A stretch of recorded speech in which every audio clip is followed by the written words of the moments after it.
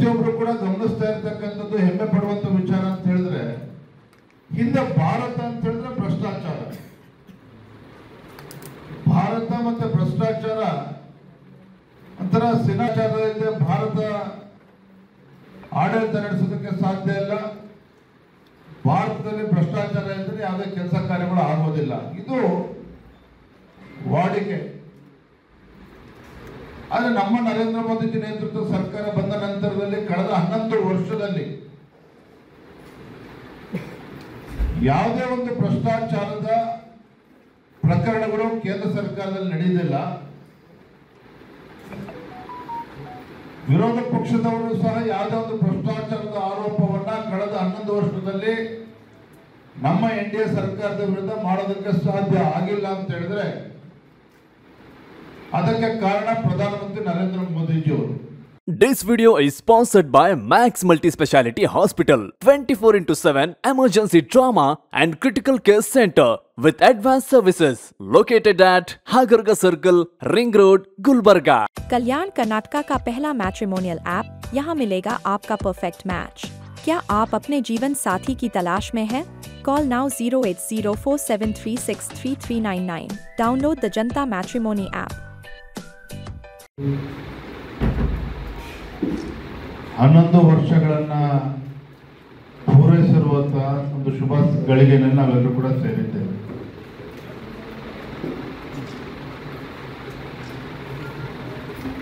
ನರೇಂದ್ರ ಮೋದಿಜಿಯವರು 2014ರಲ್ಲಿ ಪ್ರಧಾನಮಂತ್ರಿ, ಅದಕ್ಕೆ ಮುಂಚಿತವಾಗಿ ಗುಜರಾತಿನ ಮುಖ್ಯಮಂತ್ರಿಗಳಾಗಿ ತಮ್ಮದೇ ಆದಂತ ಒಂದು ಅನುಭವವನ್ನ ಪಡೆದುಕೊಂಡು 2014ರ ಪರಿಸ್ಥಿತಿ ಹೇಗಿತ್ತಪ್ಪ ಈ ದೇಶದಲ್ಲಿ ಅಂತ ಹೇಳಿದ್ರೆ, ಕೇಂದ್ರದ ಮನಮೋಹನ್ ಸಿಂಗ್ ಅವರ ನೇತೃತ್ವದ ಯುಪಿಎ ಸರ್ಕಾರ ಸತತವಾಗಿ ಹಗರಣಗಳ ಒಂದು ಸರಮಾಲೆಯಲ್ಲಿ ಸಿಲುಕಿ ಹಾಕೊಂಡು 2G ಸ್ಕ್ಯಾಮ್ ಇರ್ಬೋದು, ಕೋಲ್ ಸ್ಕ್ಯಾಮ್ ಇರ್ಬೋದು, ಕಾಮನ್ವೆಲ್ತ್ ಗೇಮ್ಸ್ ಸ್ಕ್ಯಾಮ್ಗಳು ಇರ್ಬೋದು, ಹೌಸಿಂಗ್ ಸ್ಕ್ಯಾಮ್ ಇರ್ಬೋದು, ಅಂದ್ರೆ ಒಂದಲ್ಲ ಎರಡಲ್ಲ ಸುಮಾರು 12 ಲಕ್ಷ ಕೋಟಿಗೂ ಹೆಚ್ಚು ಹಗರಣಗಳು ಈ ದೇಶದಲ್ಲಿ ಆ ಯುಪಿಎ ಸರ್ಕಾರದಲ್ಲಿ ನಡೀತಾ ಇದೆ. ಯುವ ಜನತೆಗೆ ವಿಶ್ವಾಸವೇ ಹೊರಟೋಗಿತ್ತು. ಭಾರತದಲ್ಲಿ ಯಾವುದೊಂದು ಅಭಿವೃದ್ಧಿಯನ್ನ ಕಾಣೋದಕ್ಕೆ ಸಾಧ್ಯ ಇಲ್ಲ, ಭಾರತ ಅಂತಕ್ಕಂಥ ಬೃಹತ್ ದೇಶದಲ್ಲಿ ಒಂದು ಭ್ರಷ್ಟಾಚಾರ ರಹಿತ ಆಡಳಿತವನ್ನ ನಾವು ನಿರೀಕ್ಷೆ ಮಾಡೋದಕ್ಕೆ ಸಾಧ್ಯ ಇಲ್ಲ ಅನ್ನುವ ನಿರ್ಧಾರಕ್ಕೆ ದೇಶದ ಜನತೆ ಬಂದಿದ್ರು. ಆದ್ರೆ ಅಂತ ಸಂದರ್ಭದಲ್ಲಿ ಈ ದೇಶಕ್ಕೂ ಕೂಡ ಉಜ್ವಲ ಭವಿಷ್ಯ ಇದೆ, ಭಾರತದಲ್ಲಿ ಒಂದು ಭ್ರಷ್ಟಾಚಾರ ರಹಿತ ಆಡಳಿತವನ್ನ ನೀಡಬಹುದು, ಭಾರತವು ಕೂಡ ಜಗತ್ತಿನ ಇತರ ಅಭಿವೃದ್ಧಿ ಹೊಂದಿರತಕ್ಕಂಥ ರಾಷ್ಟ್ರಗಳ ಸಾಲಿನಲ್ಲಿ ಬಂದು ತಲುಪಬಹುದು, ಈ ವಿಶ್ವಾಸನ ಕೊಟ್ಟಿರ್ತಕ್ಕಂಥವರು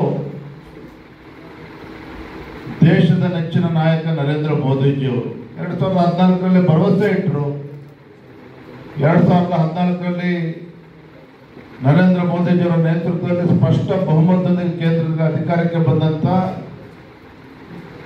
ಬಿಜೆಪಿ ನೇತೃತ್ವದ ಎನ್ಡಿಎ ಸರ್ಕಾರ, ನರೇಂದ್ರ ಮೋದಿಜಿ ನೇತೃತ್ವದ ಎನ್ಡಿಎ ಸರ್ಕಾರ 5 ವರ್ಷಗಳನ್ನ ಪೂರೈಸಿ 2019ರಲ್ಲಿ ಮತ್ತೊಮ್ಮೆ ಅಧಿಕಾರಕ್ಕೆ ಬಂದು ಈಗ 3ನೇ ಬಾರಿಗೆ ಅಧಿಕಾರಕ್ಕೆ ಬಂದಿರತಕ್ಕಂಥದ್ದು ನಾವೆಲ್ಲರೂ ಕೂಡ ಗಮನಿಸಿದ್ದೇವೆ. ಹಾಗಾದ್ರೆ ಏನಪ್ಪ 11 ವರ್ಷಗಳ ಸುದೀರ್ಘ ಆಡಳಿತದಲ್ಲಿರ್ತಕ್ಕಂಥ ನರೇಂದ್ರ ಮೋದಿಜಿ ನೇತೃತ್ವದ ಎನ್ಡಿಎ ಸರ್ಕಾರ ಕೇವಲ ಭಾರತೀಯ ಜನತಾ ಪಾರ್ಟಿಯ ಕಾರ್ಯಕರ್ತರಿಗಷ್ಟೇ ಅಲ್ಲ, ದೇಶದ ಜನತೆಗೂ ಕೂಡ ಒಂದು ಸಂತೋಷ ಇದೆ.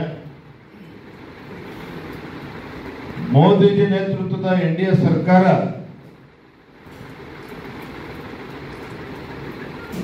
ದಿಟ್ಟ ನಿರ್ಧಾರಗಳನ್ನ ತೆಗೆದುಕೊಳ್ಳುವ ಮುಖೇನ ಭಾರತವನ್ನ ಸದೃಢವಾಗಿ ನಡೆಸ್ತಾ ಇದ್ದಾರೆ. ಭಾರತದಲ್ಲಿ ಅಭಿವೃದ್ಧಿ ಕೆಲಸ ಕಾರ್ಯಗಳು ನಡೀತಾ ಇದೆ. ಈ ದೇಶ 2047 ಇಸ್ವಿಗೆ ಭಾರತ ಅಭಿವೃದ್ಧಿ ಹೊಂದಿರತಕ್ಕಂಥ ದೇಶ ಆಗಿ ಪರಿವರ್ತನೆ ಆಗಬೇಕು. ಆ ನಿಟ್ಟಿನಲ್ಲಿ ಒಂದು ವಿಶ್ವಾಸ ಬರುವಂತ ರೀತಿಯಲ್ಲಿ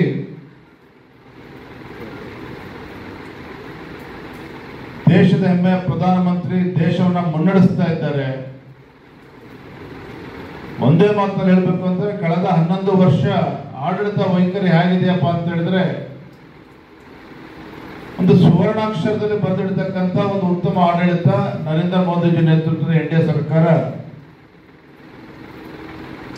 ನೀಡ್ಕೊಂಡು ಬರ್ತಾ ಇದೆ ಅನ್ನುವ ಸಂತೋಷ ಸಂತೃಪ್ತಿ ದೇಶದ ಜನತೆಗಿದೆ. ಇಂಟರ್ನಲ್ ಸೆಕ್ಯೂರಿಟಿ ಮತ್ತು ಇಂಟರ್ನ್ಯಾಷನಲ್ ಕಾನ್ಫಿಡೆನ್ಸ್, ಆಂತರಿಕ ಭದ್ರತೆ ಮತ್ತೆ ಅಂತಾರಾಷ್ಟ್ರೀಯ ಮಟ್ಟದಲ್ಲಿ ಭಾರತದ ಹಿರಿಮೆ ಗರಿಮೆಗಳು. ಇವತ್ತು ಆಂತರಿಕ ಭದ್ರತೆ ಬಗ್ಗೆ ಮಾತನಾಡೋದಾದ್ರೆ ಅಭಿವೃದ್ಧಿ ಬಗ್ಗೆ ನಾನು ಆಮೇಲೆ ಬರ್ತೇನೆ. ಇದೇ 10 ವರ್ಷದಿಂದ 15 ವರ್ಷದಿಂದ ಈ ದೇಶದಲ್ಲಿ ಒಂದು ಕಡೆ ಜಮ್ಮು ಕಾಶ್ಮೀರದಲ್ಲಿ ಉಗ್ರಗಾಮಿ ಚಟುವಟಿಕೆಗಳಿಂದ ದೇಶ ತತ್ತರಿಸಿ ಹೋಗಿದ್ರೆ ನಕ್ಸಲಿಸಂ ಅಂತಕ್ಕಂಥ ಪಿಡುಗು ದೇಶದ ಅನೇಕ ರಾಜ್ಯಗಳಲ್ಲಿ ವಿಸ್ತರಿಸಿ ಒಂದು ರೀತಿ ದೇಶದಲ್ಲಿ ಒಂದು ಅಸ್ಥಿರತೆಯನ್ನ ಕಾಡ್ತಾ ಇತ್ತು. ಒಂದು ಕಡೆ ಉಗ್ರಗಾಮಿ ಚಟುವಟಿಕೆಗಳು, ಮತ್ತೊಂದು ಕಡೆ ನಕ್ಸಲಿಸಂ, ಟೆರರಿಸಂ ಮತ್ತು ನಕ್ಸಲಿಸಂ ಇವೆರಡೂ ಕೂಡ ಈ ದೇಶವನ್ನ ಕಿತ್ತು ತಿಂದು ಹಾಕ್ತಾ ಇತ್ತು. ದೇಶದಲ್ಲಿ ಯಾವುದೇ ರೀತಿ ಭಾರತದ ಬಗ್ಗೆ ವಿಶ್ವಾಸ ಬರ್ತಾ ಇರಲಿಲ್ಲ ಜಗತ್ತಿನಲ್ಲಿ. ಈ ರೀತಿ ನಡೀತಾ ಇತ್ತು. ಆದ್ರೆ ಇವತ್ತು ನರೇಂದ್ರ ಮೋದಿಜಿಯವರು ಒಂದು ಕಡೆ ದೇಶದ ಉಕ್ಕಿನ ಮನುಷ್ಯ ಎಂದು ಖ್ಯಾತಿಯಾಗಿರ್ತಕ್ಕಂಥ ಗೌರವಾನ್ವಿತ ಗೃಹ ಸಚಿವರು ಅಮಿತ್ ಶಾಜಿಯವರ ಒಂದು ದಿಟ್ಟ ನಿರ್ಧಾರಗಳಿಂದ ಇವತ್ತು ನಕ್ಸಲಿಸಂ ಬಗ್ಗೆ ಹೆಚ್ಚು ಚರ್ಚೆ ಆಗ್ತಾ ಇಲ್ಲ ದೇಶದಲ್ಲಿ. ಕರ್ನಾಟಕದಲ್ಲೂ ಚರ್ಚೆ ಆಗ್ತಾ ಇಲ್ಲ, ಪಕ್ಕದ ತೆಲಂಗಾಣ ರಾಜ್ಯದಲ್ಲೂ ಕೂಡ ಚರ್ಚೆ ಆಗ್ತಾ ಇಲ್ಲ, ಛತ್ತೀಸ್ಗಢದಲ್ಲೂ ಕೂಡ ಚರ್ಚೆ ಆಗ್ತಾ ಇಲ್ಲ. ಅಂದ್ರೆ ನಕ್ಸಲಿಸಂ ಅನ್ನ ಬುಡ ಸಮೇತ ಕಿತ್ತಾಕದಲ್ಲಿ ಇವತ್ತು ಮೋದಿಜಿ ನೇತೃತ್ವದ ಎನ್ಡಿಎ ಸರ್ಕಾರ ಯಶಸ್ವಿಯಾಗಿದೆ.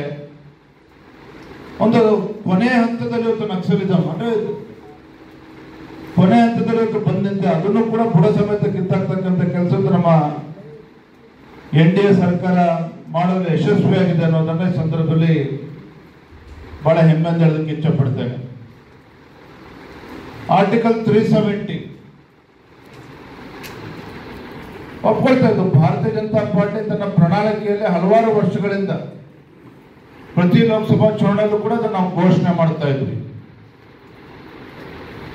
ಆದ್ರೆ ನರೇಂದ್ರ ಮೋದಿಜಿಯವರ ದಿಟ್ಟ ನಾಯಕತ್ವದಿಂದ ಯಾವ ಆರ್ಟಿಕಲ್ 370 ಮುಟ್ಟಿದ್ರೆ ರಕ್ತದೋಕುಳೆ ಆಗ್ತದೆ, ಜಗತ್ತಿನ ಮುಂದೆ ನಾವು ಉತ್ತರ ಕೊಡೋದಕ್ಕೆ ಕಷ್ಟ ಆಗ್ತದೆ ಅಂತೇಳಿ ಕಾಂಗ್ರೆಸ್ ಸರ್ಕಾರಗಳಿದ್ದಾಗ ಹಿಂಜರಿತಾ ಇದ್ರು. ಅದೇ ಆರ್ಟಿಕಲ್ 370 ಯಾವ ನಮ್ಮ ಭಾರತದ ಒಂದು ಆಂತರಿಕ ಭದ್ರತೆಗೂ ಕೂಡ ಇವತ್ತು ತೊಂದರೆ ಆಗ್ತಾ ಇತ್ತು ಅಂತ ಆರ್ಟಿಕಲ್ 370 ತೆಗೆದು ಹಾಕುವ ಮುಖೇನ ಇವತ್ತು ಜಮ್ಮು ಕಾಶ್ಮೀರದಲ್ಲೂ ಕೂಡ ಶಾಂತಿ ಸುವ್ಯವಸ್ಥೆ ಕಾಪಾಡತಕ್ಕಂಥ ನೆಲೆಸ್ತಕ್ಕಂಥ ವಾತಾವರಣ ನಿರ್ಮಾಣ ಆಗಿದೆ. ಲಕ್ಷ ಸಂಖ್ಯೆಯಲ್ಲಿ ಅಲ್ಲೂ ಕೂಡ ಪ್ರವಾಸಿಗರು ಹೋಗ್ತಾ ಇರ್ತಕ್ಕಂಥ ತಾವೆಲ್ಲರೂ ಕೂಡ ನೋಡಿದ್ದೀವಿ.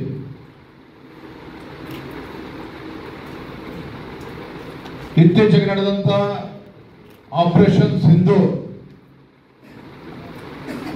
ಅದಕ್ಕೆ ಮುಂಚೆ ನಡೆದಂತ ಸರ್ಜಿಕಲ್ ಸ್ಟ್ರೈಕ್ಗಳು, ಅಂದ್ರೆ ಯಾಕೆ ಈ ಸಂದರ್ಭದಲ್ಲಿ ಉಲ್ಲೇಖ ಮಾಡ್ತಾ ಇದ್ದೇನೆ ಅಂತ ಹೇಳಿದ್ರೆ ಇವತ್ತು ನಮ್ಮ ದೇಶಕ್ಕೊಂದು ದಿಟ್ಟ ನಾಯಕತ್ವ ಸಿಕ್ಕಿದೆ. ಪೆಹಲ್ಗಾಮ್ನಲ್ಲಿ ಆದಂತ ಘಟನಾವಳಿಗಳಿರ್ಬೋದು, ಅದರ ಹಿಂದೆ ನಡೆದಂತ ಘಟನೆಗಳಿರ್ಬೋದು, ಏನೇ ರೀತಿ ಉಗ್ರಗಾಮಿ ಚಟುವಟಿಕೆ ನಡೆದರೆ there is zero tolerance for terrorism. ಈ ರೀತಿ ಘಟನೆಗಳು ನಡೆದಾಗ ಅದಕ್ಕೆ ತಕ್ಕ ಪ್ರತಿಕ್ರಿಯೆಯನ್ನ ಉತ್ತರವನ್ನ ನೀಡತಕ್ಕಂಥ ಶಕ್ತಿ ಭಾರತಕ್ಕಿದೆ ಅನ್ನೋದನ್ನ ಇವತ್ತು ಆಪರೇಷನ್ ಸಿಂಧೂರ್ ಸರ್ಜಿಕಲ್ ಸ್ಟ್ರೈಕ್ ಮುಖೇನ ಇವತ್ತು ಜಗಜ್ಜಾಹೀರಾಗಿರ್ತಕ್ಕಂಥದ್ದು ಕೂಡ ನಾನು ಈ ಸಂದರ್ಭದಲ್ಲಿ ಉಲ್ಲೇಖ ಮಾಡೋದಕ್ಕೆ ಇಚ್ಛೆ ಪಡ್ತೇನೆ.